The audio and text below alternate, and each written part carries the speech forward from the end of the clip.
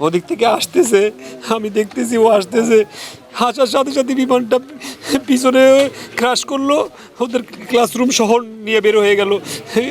ওরে আমি ধরতে গিয়ে আর পরে দিয়েছি, ওর পিছন থেকে কি জানি একটা লাগলো, পড়ে গেল সাথে সাথে।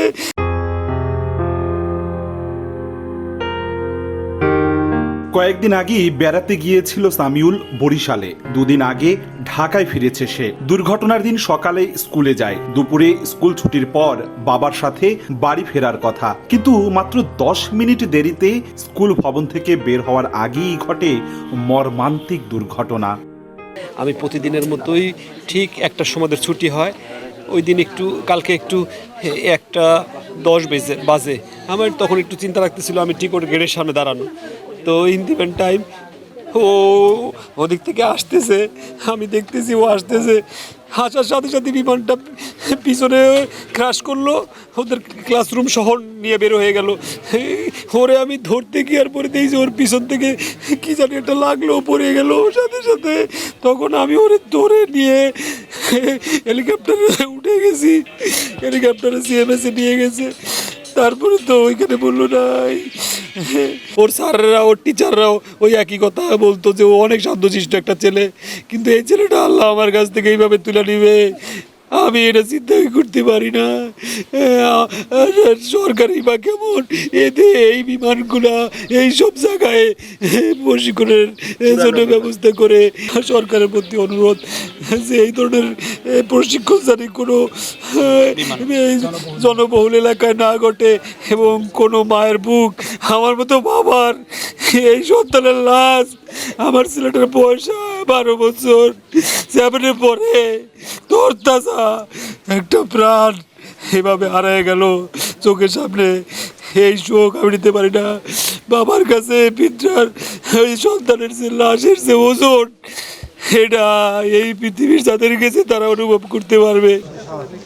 ঘটনার কথা বলতে গিয়ে কান্নায় ভেঙে পড়েন সামিউলের বাবা। এদিকে সামিউলের মা জানান, স্কুলে যাওয়ার সময় সামিউল কিছুটা বিষণ্ণ ছিল। টিফিনের জন্য টাকা দিতে চাইলেও সেটাও সামিউল নেননি বলে জানান সামিউলের স্কুল শিক্ষিকা মা। সকালবেলা বলতেছে রেডি হয়েছে নিজেই।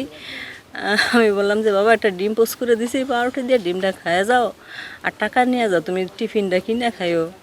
বলছে আচ্ছা ঠিক আছে আম্মু। আমি টাকা আছে? বলে হ্যাঁ আমার কাছে টাকা আছে, সমস্যা নেই। এরপর আমি গেটটা লাগাইছি, বললাম বাবা গেট লাগাবো, লাগাই দমু, আর মনে হয় পিছনে তাকায় নাই। এরপর সামনে তাকায় চলে গেছে, ওর মুখটা মনে হয় মলিন লাগছিল কিনা আমি মনে নাই।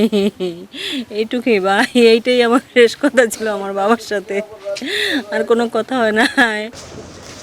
দুর্ঘটনায় প্রাণ হারানো সামিউলের বাবা তার লাশ শনাক্তের পর সোমবার রাতেই তাদের কাছে সন্তানের লাশ হস্তান্তর করা হয়।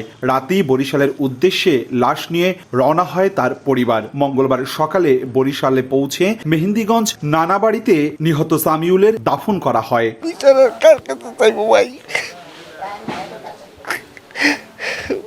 কার কাছে চাইব? তবে এরকম একটা জনবহুল এলাকার ভিতরে যেখানে 5 কোটি লোকের বসবাস, আমার প্রশ্ন এখানে, সেখানে প্রশিক্ষণ বিমানটা উড়ায় কেন?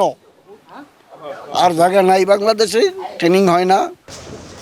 তবে সামিউলের মামার দাবি, বিমান বাহিনীর দুর্ঘটনায় তাদের ভাগ্নে নিহত হলেও বিমান বাহিনী কিংবা সরকারের পক্ষ থেকে কোনো ধরনের সহায়তা পাননি তারা। এমনকি মরদেহ নিয়ে বাড়িতে আসার খরচও দেয়া হয়নি কারো পক্ষ থেকে। বাংলাদেশ বিমান বাহিনীর তরফ থেকে আমাদের লাশ এখানে এনে পৌঁছে দেওয়ার কথা, আমরা কিন্তু সেই সহযোগিতা পাইনি।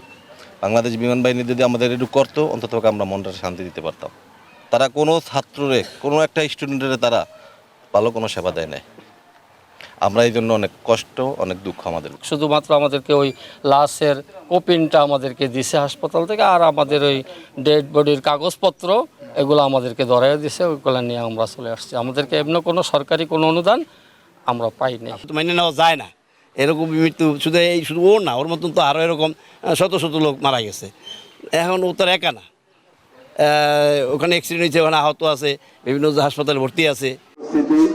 বরিশালের কাউনিয়া জানুসিংহ রোডের বাসিন্দা সামিউলের বাবা রেজাউল করিম। চাকরি সুবাদে ঢাকায় পরিবার নিয়ে বসবাস করতেন তিনি। 2 ভাই বোনের মধ্যে সামিউল ছিল সবার ছোট। সে রাজধানীর উত্তরার মাইলস্টোন স্কুলের ইংলিশ ভার্সনের 7ম শ্রেণীর শিক্ষার্থী ছিল। অপূর্ব অপু, সময় সংবাদ, বরিশাল।